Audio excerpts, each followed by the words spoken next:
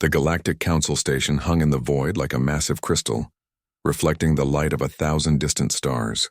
Inside its great halls, representatives from 63 worlds gathered for what they called a historic moment. Humanity was finally being allowed to speak. Taemin stood in the waiting chamber, adjusting the collar of his formal diplomatic suit. The fabric felt strange after years of military uniforms, but those days were supposed to be behind him. He was a peacekeeper now, a bridge between worlds. At least that was what Earth's government told him when they gave him this job. "You're doing that thing again," Hijin said from her position by the door. She wore the standard black uniform of Earth's security forces, though Taemin knew she carried enough weapons to take down a small army. They had served together in the Contact War, back when humanity first met the galaxy and the galaxy tried to enslave them. "What thing?" Taemin asked. "That thing where you look calm but your jaw is tight." She tapped her own jaw. "We won the right to be here. Try to remember that." Taemin smiled, though it did not reach his eyes. They had won, yes, but winning and being respected were two different things. The other species still called humans Deathworlders like it was a curse. They whispered about Earth's heavy gravity, its violent weather, its dangerous animals. They looked at humans and saw barbarians who somehow stole starship technology. The door chimed. Ambassador Jin Woo entered, his aged face creased with concern. "They're ready for us. Remember what we discussed. Be polite, be patient. Show them we're civilized." "Of course," Taemin said. The word civilized tasted bitter. Humanity had been civilized for thousands of years before any of these aliens left their home worlds. But Jinwoo was right. Today was about politics, not pride. The council chamber was enormous. Delegates sat in curved rows rising up like an amphitheater, each species in their own section. The air processors worked hard to maintain atmosphere breathable for everyone, creating odd currents that made Taemin's hair move slightly. At the center stood the Krithian delegation. Commander Veltharis dominated the space even among his own kind. He was massive, nearly 3 meters tall, with scales that gleamed like polished armor. His species controlled a third of known space through what they called protective occupation. Everyone else called it slavery. "Ah, the humans arrive," Veltharis said, his voice amplified through the chamber's systems. "How quaint." "They walk upright now." Polite laughter rippled through some delegations. Others stayed silent. Taemin kept his face neutral and walked to the human platform. Hijin took her position behind him, her hand resting casually near her sidearm. Jinwoo began the formal greeting, his voice steady despite the hostile room. He spoke about Earth's desire for peaceful trade, about humanity's contributions to science, about the hope for mutual cooperation. It was a good speech. Taemin had helped write it. Veltharis waited until Jinwoo finished. Then he stood, his shadow falling across the human delegation. "Trade," the Krithian commander said slowly. "Yes, humans are good at trade. During your contact war, you traded the lives of your soldiers quite freely. What was the count? 3 million dead because you refused to accept our guidance?" The chamber grew quiet. This was more than political posturing. This was personal insult. Taemin felt Hijin tense behind him. His own heartbeat remained steady. The war had cost humanity terribly, yes, but those 3 million died fighting for freedom, not accepting chains. "Our dead are honored," Taemin said, his voice clear and calm. "They died free. They died protecting their families. They died knowing their children would never bow to tyrants." The silence deepened. Several delegates shifted uncomfortably. No one spoke to Veltharis like that. The Krithian Empire did not tolerate disrespect. Veltharis descended from his platform. His clawed feet clicked on the polished floor. He approached the human section, each step deliberate. The chamber guards stood frozen, uncertain. Physical confrontation was unthinkable here. This was neutral ground. Sacred ground. "You dare?" Veltharis hissed. "Speak to me of honor, you from a world so savage that your own weather tries to kill you, you whose species wages war on itself for entertainment? You think you understand what freedom means?" Taemin stood his ground. "I understand what slavery means. I've seen the worlds you protect. I've heard their cries." Veltharis moved faster than something his size should. His hand, large enough to crush a human skull, swung in a wide arc. The slap connected with Taemin's face with a crack that echoed through the chamber. Taemin's head snapped to the side. Blood appeared at the corner of his mouth. He could taste copper. His cheek throbbed. But he did not fall. Earth's gravity was stronger than this station's. He had taken worse hits during training. Behind him, Heejin's weapon cleared its holster 3 centimeters before Taemin raised one hand, stopping her without looking. The gesture was small but absolute. The chamber erupted in chaos. Delegates shouted in a dozen languages. Some demanded Veltheris be arrested. Others called for the humans to be expelled. The chamber guards finally moved, but uncertainly unsure who to restrain. Through it all, Taemin stood perfectly still. He reached up and wiped the blood from his lip with his thumb. Then he looked at it as if studying something fascinating. When he raised his eyes to Veltheris, he was smiling. It was not a nice smile. "Your empire ends in 5, Taemin said quietly. The chamber fell silent as his words carried through the speakers. "What?" Veltheris demanded. 5, Taemin repeated. "That's all the time you have. Your empire, your occupation, your cruelty. It ends in 5 days," Veltheris laughed. It was a harsh, grating sound. "You threaten me? You one-week human from one-week world." "Not a threat," Taemin said. He turned to Jinwoo and Heejin. "We're leaving." "You cannot leave," a delegate from the insectoid race called out. "The session is not finished." "Yes, it is," Taemin said. He touched his bleeding lip again and showed it to the chamber. "You all saw what happened here. You saw your precious Krithian commander strike a diplomat on neutral ground. You saw him violate every law you claim to hold sacred." He started walking toward the exit, his team following. At the door, he paused and looked back. 5 days, he said again. "I suggest the rest of you choose sides carefully." They left the chamber in absolute silence. Only when the door sealed behind them did Heejin speak. "Boss, what the hell was that? 5 days? We don't have authorization for military action." Taemin pulled out his communicator and began typing. "We do now." He struck first, on camera, in front of the whole galaxy. "What are you sending?" Jinwoo asked, his face pale. "Protocol Omega," Taemin said simply. "Authorization code Deathworld." Heejin sucked in a breath. Jinwoo grabbed Taemin's arm. "Do you understand what you're doing?" the old ambassador demanded. "That protocol releases all military restrictions. That protocol means total war." "No," Taemin said, his voice cold. "That protocol means the galaxy finally sees what Deathworlders really are when you stop asking them to be gentle." He sent the message. Somewhere, light years away, Earth would receive it, and Earth would respond. The Krithian Empire had 5 days left. They just did not know it yet. Behind them, in the council chamber, Commander Veltheris was already calling for his fleet to crush the human homeworld. He was confident. His empire had never lost a war, but then his empire had never fought an enemy that evolved on a death world, an enemy that had spent 10,000 years learning to survive on the most hostile planet in known space, an enemy that had been holding back until now. The countdown had begun. 5 days. The message reached Earth 5 hours after the slap heard across the galaxy. Admiral Dongha was in his office at Fleet Command when his terminal flashed red. Not yellow for urgent, not orange for critical, red, the color reserved for only one protocol. He opened the encrypted file and read 3 lines. Protocol Omega, Authorization Deathworld. Taemin Dongha sat back in his chair and allowed himself a long, slow breath. He had hoped he would never see this code. For 10 years, he had worked to keep humanity on the path of peace. For 10 years, he had convinced politicians and generals alike that restraint showed strength, but he had also spent those 10 years preparing. Just in case, he pressed a button. Wake everyone up. Across the Sol system, hidden installations received the same signal. In the asteroid belt, mining ships that were not really mining ships powered up weapon systems. On Mars, underground factories opened their doors. In orbit around Jupiter's moons, what looked like science stations unfolded into warships. And on Earth, 3 billion people received a notification on their devices. A simple message: a human diplomat was struck without cause, prepare. The response was immediate and universal. Humanity stopped what it was doing. Factory workers in Seoul checked their reserve duty status. Farmers in Brazil made sure their old military gear still fit.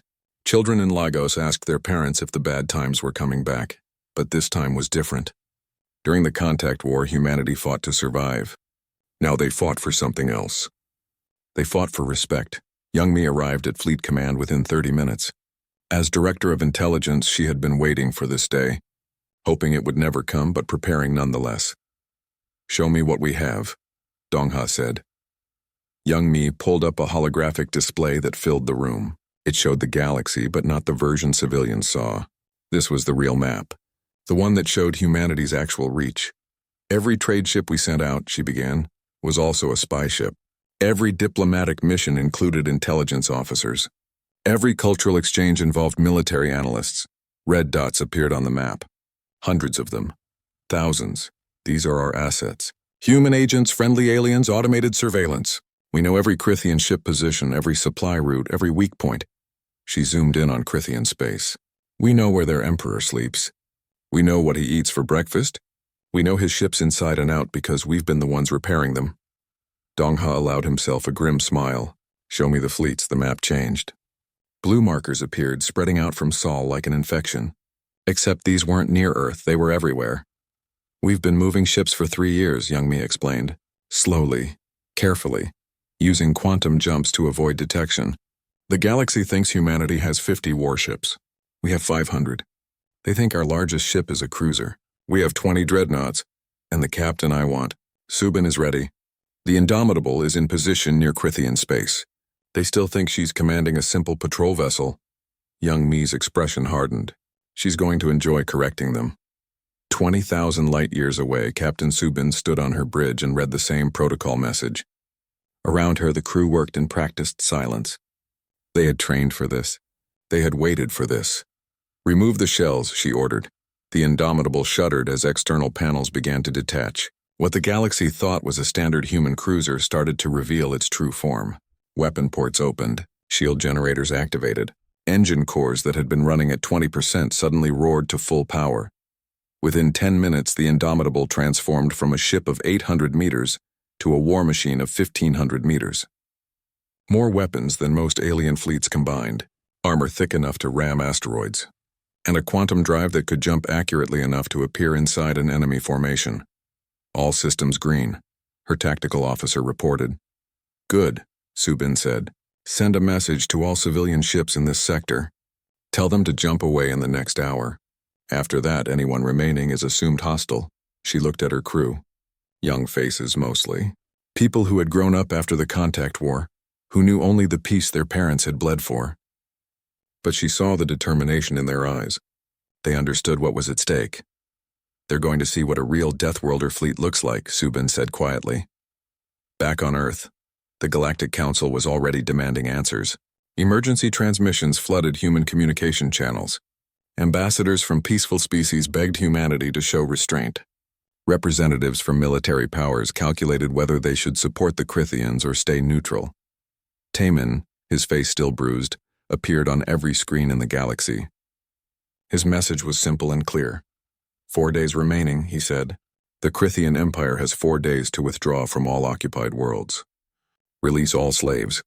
Surrender all war criminals for trial. If they do this, humanity will show mercy.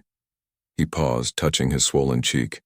If they refuse, the galaxy will learn why Earth is classified as a death world, not because of our gravity or our weather, but because of what that gravity and weather created.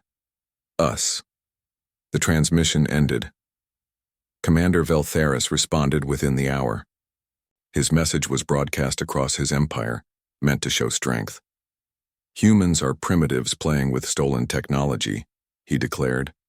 "They have one world, one system. We have 1,000 systems. We have 10,000 ships. We have conquered species that were building starships while humans still lived in caves." He showed his fangs and what his species considered a smile. "Let them come. Let them learn what happens to those who challenge the Krithian Empire. We will crush them.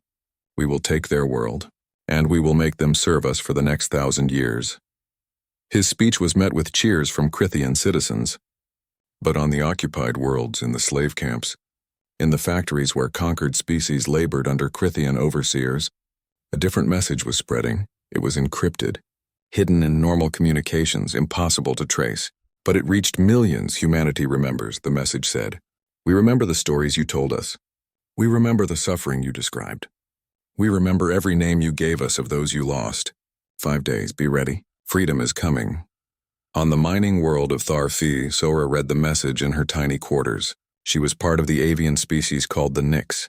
bird-like beings who had once soared through the skies of their homeworld. Now they labored underground, their wings clipped, their song silenced. Sora had met a human once during an equipment delivery, a woman named Young Mi, who claimed to be a simple technician. But Sora had seen the intelligence in her eyes, had heard the carefully chosen words. "Tell me about your people," Young Mi had said. "I want to know your story." Sora had talked for hours. About the Crithian invasion, about the resistance that failed, about the friends she had lost. She assumed Young Mi was just a kind soul who cared. Now she understood.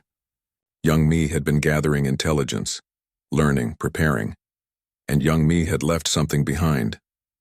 A small device hidden in equipment casing that Sora had found months later. She had kept it secret, unsure of its purpose until now. Sora activated the device. It unfolded into a communication hub and a weapons cache. Human-made weapons designed for Nick's physiology, instructions in her language, and a message. When humanity arrives, rise up. Not for us. Not for revenge. But for yourselves. Reclaim what was stolen. We will give you the opening. You must take your freedom. Sora looked at the weapons. She thought of her people, scattered across a dozen slave worlds.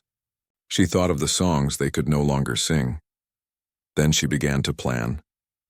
Across the Crithian Empire, the same scene repeated. On factory worlds, on agricultural planets, on mining stations, thousands of resistance cells received the same message, the same tools, the same hope. Humanity had not forgotten them. In the Galactic Council, the other species began to panic. Some called for intervention. Others demanded humanity be sanctioned. A few quietly began moving their own fleets away from Crithian space, because they were beginning to understand something terrifying. Humanity had not been weak these past 10 years. They had been patient. They had been watching. They had been preparing for exactly this moment, and now that moment had arrived. Admiral Dongha stood before a screen showing Earth, his beautiful, terrible homeworld. The planet that had spent 4 billion years creating predators, then spent 4 million years creating humanity, the ultimate predator. "Send the order," he said. "All fleets, all agents, all assets. Protocol Omega is active." Young Mai executed the command. Across the galaxy, hundreds of human ships began to move. Thousands of agents activated. Millions of plans set into motion. The galaxy had called humanity Deathworlders as an insult. They were about to learn it was a warning. 3 days remaining. The Galactic News Network broadcast reached every corner of known space. The anchor, a crystalline being from the peaceful Lumina species, seemed confused as she read the report. Breaking news from the frontier sectors. Multiple Crithian supply convoys have vanished, not destroyed. Simply vanished. 18 ships in the last 6 hours, all carrying military supplies to frontier worlds. There are no signs of battle. No debris fields. They are simply gone. In Fleet Command on Earth, Young Mai watched the broadcast with satisfaction. The convoys had not vanished. They had been taken. Boarded by human special forces, their crews sedated with specially designed gas, their cargo stolen, and their ships left drifting in deep space where no one would find them for weeks. Phase 2 is complete, she reported to Admiral Dongha. Every major Crithian supply line has been compromised. Their frontier fleets have enough resources for maybe 3 days of combat. After that, they'll be fighting with empty guns. Dongha nodded. And the resistance? Armed and ready. Sora reports 15,000 fighters on Thar 6 alone. Multiply that across 60 occupied world, she smiled. The Crithians are about to face a nightmare from within. On Thar V, Sora gathered her cell in the deepest part of the mines. 200 Nicks, their wings still bearing the scars of Crithian cruelty, their eyes burning with hope for the first time in years. "The humans gave us weapons," she said, holding up one of the compact firearms. "But more importantly, they gave us information. They taught us the Crithians' weakness." She pulled up a holographic display showing a detailed scan of Crithian physiology. Information that should have been impossible to obtain. "Their armor looks impressive," Sora continued, "but it's designed for their homeworld's atmosphere. Thin air, low pressure. If we breach their suits, they suffocate in minutes in our atmosphere. Their strength comes from hydraulic systems in their armor. Disable those and they're no stronger than us." One of her fighters, a young male named Kix, raised his wing. But there are only 200 of us. The garrison has 5,000 soldiers. Sora's beak curved in what might have been a smile. Yes, but we know something they don't. The humans are coming, tomorrow at dawn. When they arrive, the Crithians will be looking up at the sky. She looked around at her people. We'll strike from below. Halfway across the galaxy, Ji-hoon sat in his laboratory aboard Earth's science station. He was tired. For 3 days he had not slept, running simulation after simulation, but his work was critical. The Crithians evolved on a world with atmospheric pressure half of Earth's, he explained to the military officers on the video call. Their biology is efficient for their homeworld, but vulnerable everywhere else.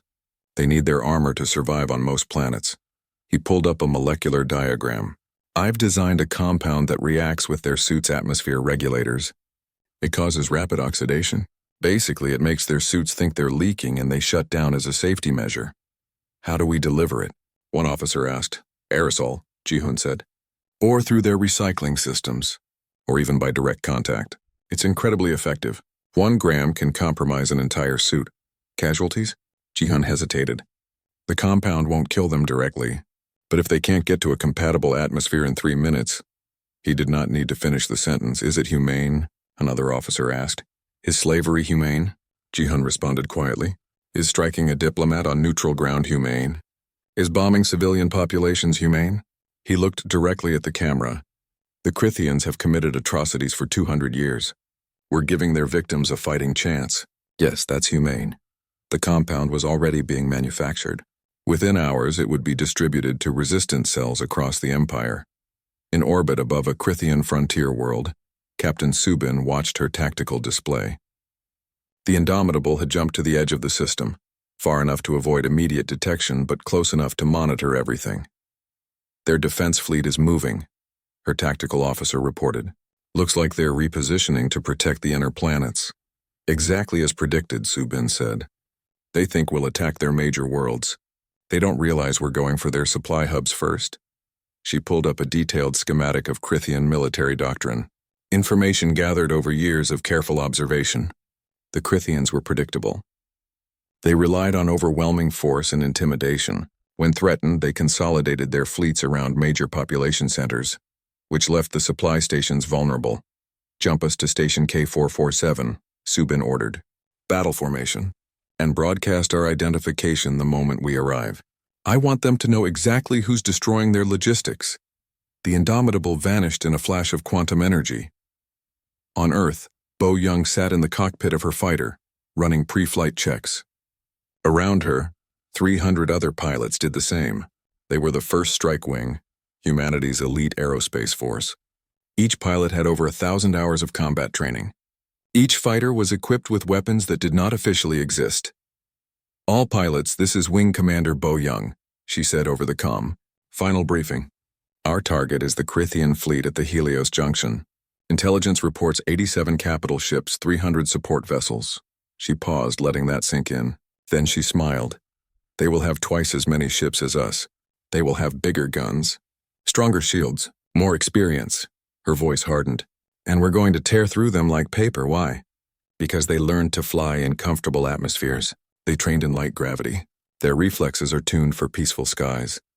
She looked out at the launch bay at the fighters ready to deploy. We learned to fly in Earth's atmosphere, through hurricanes. In gravity that would crush half the species in the galaxy. Our reflexes were honed against other humans, the deadliest pilots in existence. They think this is war. We know this is hunting. And humans have been apex predators for 1,000,000 years. The comm erupted in cheers. Launch in 5 minutes, Bo Young said. Let's go show them what Deathworlders look like when we stop being polite. The galaxy watched in growing horror as humanity's true capabilities revealed themselves. News reports flooded in, human ships appearing and disappearing with impossible precision. Crithian supply stations destroyed not by overwhelming firepower, but by surgical strikes that left no survivors to report what happened. Frontier garrisons that simply went silent, their last transmissions cut off mid-sentence. And on every occupied world, the resistance rose up. On Tharos, Sora and her fighters struck exactly as planned. While the Crithian garrison watched the skies for human ships, the Nyx emerged from the mines. They used Ji-Hun's compound, spraying it through ventilation systems. Within minutes, Krithian soldiers found their armor failing, their breathing labored, their hydraulic systems frozen. The battle was not clean. It was not pretty, but it was effective. Sora stood in the garrison's command center, watching Krithian officers struggle on the floor, their suits dead, gasping for air in an atmosphere they could not process. "Restore life support to compatible levels," she ordered. "Seal them in the brig. They'll live, but they'll face trial for what they've done here." Her people cheered. For the first time in 20 years, they were free. And across 60 other worlds, the same scene repeated. The oppressed became the liberators. The slaves became warriors, all with humanity's quiet support. The Galactic Council convened an emergency session. Commander Veltharis appeared via hologram, his scales dulled with rage. "The humans are using biological weapons," he accused. "They're arming terrorists. They're violating every convention of warfare." Taemin, his face still bearing the mark of Veltharis's blow, responded calmly. "We're using specifically designed compounds to neutralize armor, not biology. We're supporting legitimate resistance movements against an illegal occupation. And as for conventions of warfare," he leaned forward, "you struck a diplomat on neutral ground, witnessed by the entire galaxy. Every action we've taken has been in response to that act of war." "You have no legal standing," Veltharis snarled. "Neither did you when you bombed our cities during First Contact," Taemin replied. "Neither did you when you enslaved 60 species. Neither did you when you committed genocide on the Nyx homeworld." The chamber fell silent. 3 days, Taemin continued. "You have 3 days remaining to surrender. Withdraw your forces, release your captives, submit to galactic justice. If you do this, humanity will show mercy. And if we refuse," Veltharis demanded. Taemin's expression did not change.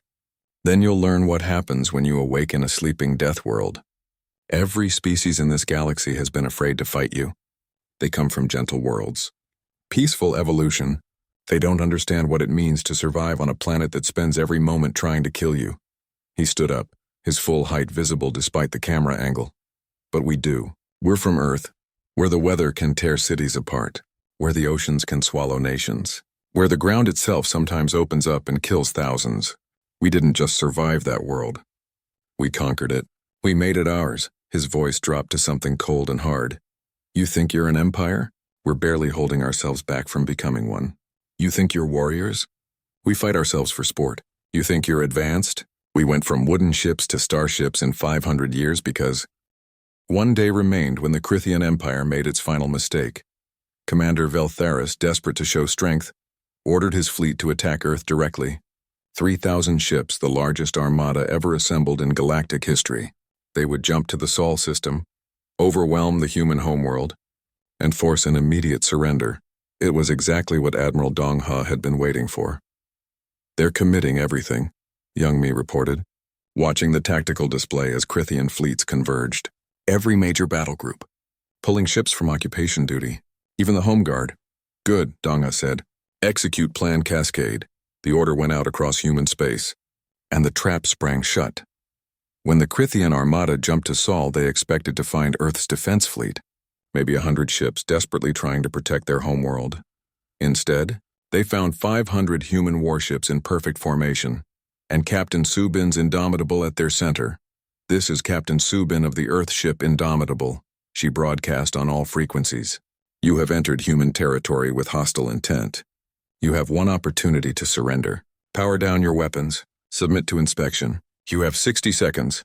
On the Krithian flagship, Veltharis stared at the human fleet in disbelief. How do they have so many ships?" His tactical officer's scales had gone pale. "Sir, these aren't the ships we knew about. These are all new signatures. Capital-class vessels, dreadnoughts." "Impossible," Veltharis said. "Intelligence said humans had limited shipbuilding capacity." "Intelligence was wrong," the officer whispered. "Or they were hiding it." Veltharis thought about the past 10 years. Human trade ships visiting Krithian space, human diplomats asking careful questions, human technicians repairing Krithian equipment. Had it all been preparation for this moment? "Sir, 60 seconds are up," the officer said. Veltharis made his choice. "All ships attack formation. We outnumber them 6-1. Fire at will. 3,000 Krithian ships opened fire. The indomitable shields absorbed the first volley without flickering. Subin smiled. Return fire. What happened next would be analyzed by military academies for generations. The human fleet did not engage in traditional ship-to-ship combat. They moved like a single organism, ships weaving through the Krithian formation with precision that should have been impossible. They targeted specific systems, not ships, engines, weapons, life support. Within 10 minutes, 200 Krithian ships were disabled, drifting helplessly. Not destroyed, disabled. They're not trying to kill us, the Krithian tactical officer realized. They're trying to capture us, but that made no sense. Capturing ships in space combat was nearly impossible. It required incredible precision, perfect timing, and technology far beyond what the galaxy knew. Unless humanity had been developing that technology in secret for 10 years. Bo Young's fighter wing dove through the chaos like hawks through a flock of pigeons. Her pilots moved with reflexes honed by Earth's gravity and trained against Earth's best. They were faster, more agile, more aggressive than anything the Krithians had faced. Blue Squadron, target the carrier on heading 270, Bo Young ordered. Disable their launch bays. Red Squadron, I want those destroyers' engines offline. Green Squadron, you're with me. We're going after the flagship. Her fighter spun through a gap in the Krithian formation that existed for exactly 2 seconds before closing. Human pilots regularly trained in simulations that would kill any other species through sheer stress. This was almost relaxing by comparison. Flagship targeted, she reported. Deploying boarding pods. Small capsules shot from her fighter. Too small for Krithian sensors to track effectively. They latched onto the flagship's hull and burned through the armor with cutting lasers. Inside each pod, a team of 4 Marines waited. Min Seo was in the first pod to breach. She felt the slight jolt as they penetrated the hull, then the hiss of atmosphere equalizing. The pod door blew open and she was moving, her squad behind her. Krithian soldiers responded quickly, but they were designed for their homeworld's lighter gravity. Min Seo had trained in Earth's 1.3G. She moved faster, hit harder, reacted quicker. Her armor was built for Deathworlders, able to withstand impacts that would pulp a Krithian. Remember the rules of engagement, she called to her squad. Disable, don't kill. We want prisoners for trial. They used stun weapons and strategic strikes, taking down Krithian soldiers without lethal force. It was harder than simply killing them. It required more skill, more precision, more control. It proved a point. Humanity could have killed them all. Humanity chose not to. Within an hour, the flagship was secured. Min Seo stood on the bridge, her rifle trained on Commander Veltharis himself. You're under arrest, she said simply, for war crimes, for slavery, for genocide, and for striking a human diplomat on neutral ground. Veltharis stared at the small human in disbelief. She was half his size. How had she defeated his elite guards? You're from a death world, Min Seo said, as if reading his thoughts. You think that makes you strong. But you're from the only death world your species knew. We're from the death world, the one that every other species calls impossible, the one where everything is trying to kill you all the time. She gestured to her squad. Every human grows up fighting gravity that would cripple you. We play sports that would kill half the species in the galaxy. Our children's games would be considered military training on any other world.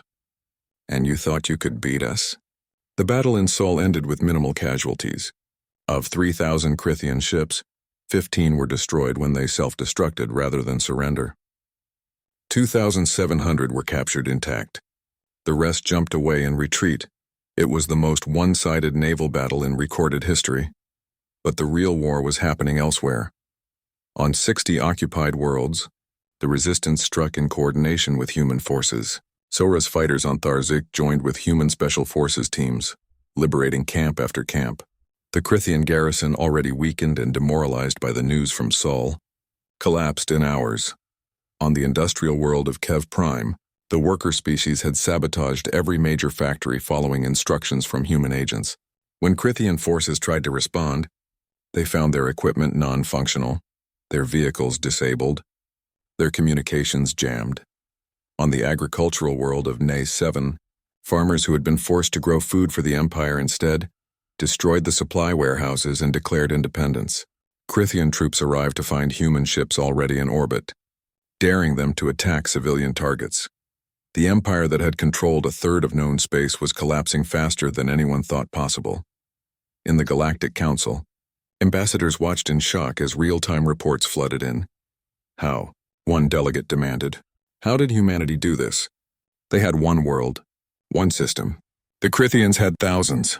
Taman stood before them, his bruised face now a symbol of humanity's resolve. Because we prepared, he said simply. For 10 years while you thought we were weak, we were learning. Every trade mission gathered intelligence. Every diplomatic meeting studied our enemies. Every peace we made gave us time to build. He walked to the center of the chamber where Veltheris had struck him just 5 days ago. You all saw what happened here. You saw him attack me. You saw the Crithian Empire's arrogance, their certainty that they were untouchable. He touched his cheek. This bruise is a reminder. A reminder that empires fall, that tyrants lose, that the oppressed eventually rise up. You're no better than them, a hostile delegate accused. You're conquerors, invaders. No, came a new voice. Ambassador Chaiwan entered the chamber, representing the newly formed coalition of free worlds. She was Nyx, her wings bearing the scars of Crithian occupation. Humanity did not conquer us, she said. They liberated us. They gave us weapons, yes, but more importantly, they gave us hope. They showed us that the Crithian Empire was not invincible, that resistance was possible. She looked at the assembled delegates, many of whom had remained silent while the Crithians committed atrocities for centuries. Where were you when my world burned? Where were you when children were taken from their parents? Where were you when the Crithians slaughtered millions? Her voice cracked with emotion. You did nothing. You called it internal Crithian affairs. You prioritized stability over justice. Humanity asked for none of this, she continued. They wanted peace. They wanted trade. They wanted to be part of your community. And you spat on them. You called them primitives, Deathworlders, barbarians. She turned to Taman. Then you struck one of their diplomats and you learned the truth. Humanity is not primitive. They're not barbarians. They're the first species in galactic history, strong enough to show restraint, and principled enough to know when restraint is no longer justice. The chamber was silent. Hyunwoo sat in his command center, surrounded by screens showing data streams from across the galaxy. His cyber warfare team had spent the last 3 days doing something unprecedented. They had hacked the Crithian Empire, not just their military networks, everything, financial systems, government databases, personal communications, every dirty secret, every hidden crime, every proof of atrocity that the Crithians had tried to hide. Release it all, he ordered. Full transparency. Let the galaxy see what the Crithian Empire really was. The data flood hit the galactic network like a tsunami, detailed records of genocides. The Galactic Council chamber had never been so crowded. Every species, every world, every minor faction wanted to be present for what they called the most important session in galactic history. 5 days had passed since the slap. 5 days since Commander Veltheris struck Taman and set in motion the fall of the Crithian Empire. Now everyone wanted to know what came next. Taman stood at the center of the chamber, exactly where he had been struck. The bruise on his face had faded to yellow and green, but it was still visible. He had refused medical treatment that would remove it completely. Let it heal naturally, he had told the doctors. Let everyone see it for what it is. A reminder. Ambassador Jinwoo stood beside him along with Hye Jin and the senior members of Earth's diplomatic corps, but the real surprise was the dozens of other ambassadors standing with them. Nyx, humans, dozens of other species, all liberated from Crithian occupation. The Galactic Council is now in session, the moderator announced. We are here to discuss the aftermath of the Crithian Empire's collapse and to address humanity's actions. Before Taman could speak, one of the elder species ambassadors stood. We demand an explanation. Humanity has demonstrated military power far beyond what was reported. You built fleets in secret. You planted agents across the galaxy. You manipulated events to create this outcome. Taman met the ambassador's gaze calmly. Yes, we did. The chamber erupted in noise. Some delegates shouted in anger, others in fear. We did all of those things, Taman continued, his voice cutting through the chaos. Because during the contact war, we learned a hard lesson. The galaxy is not safe. Peace is not guaranteed. And no one was going to protect humanity except humans. He gestured to young me, who activated a holographic display. This shows every military buildup in the galaxy over the past 10 years. Taman explained. Notice anything interesting? The display showed dozens of species, all quietly expanding their fleets, developing new weapons, building defensive stations. Everyone was preparing for war, Taman said. Everyone was building strength in secret. The only difference is that humanity was honest enough to admit it when questioned. You manipulated us, another delegate accused. We negotiated, Taman corrected. We traded. We built relationships. We gathered information the same way every species does. The difference is that we were better at it.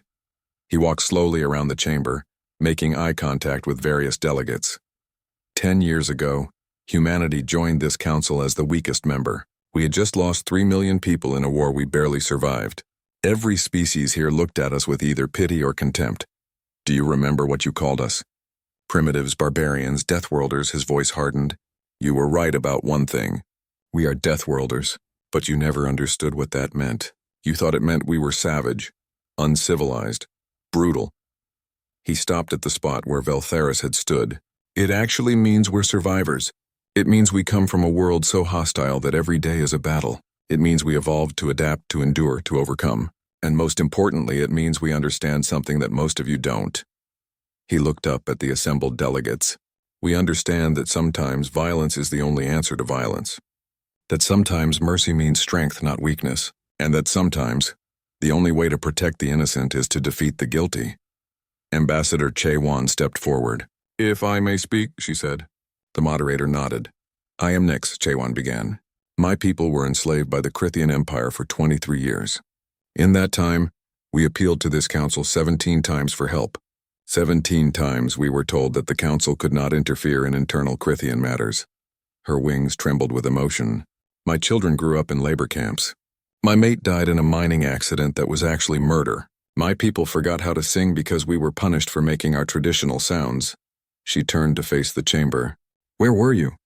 Where was the Galactic Council? Where was galactic justice? The silence was crushing. Then humans came, Che-Wan continued. Not as conquerors. Not as new masters. They came as liberators. They gave us weapons, yes. But more than that, they gave us hope. They showed us that the Empire could be beaten.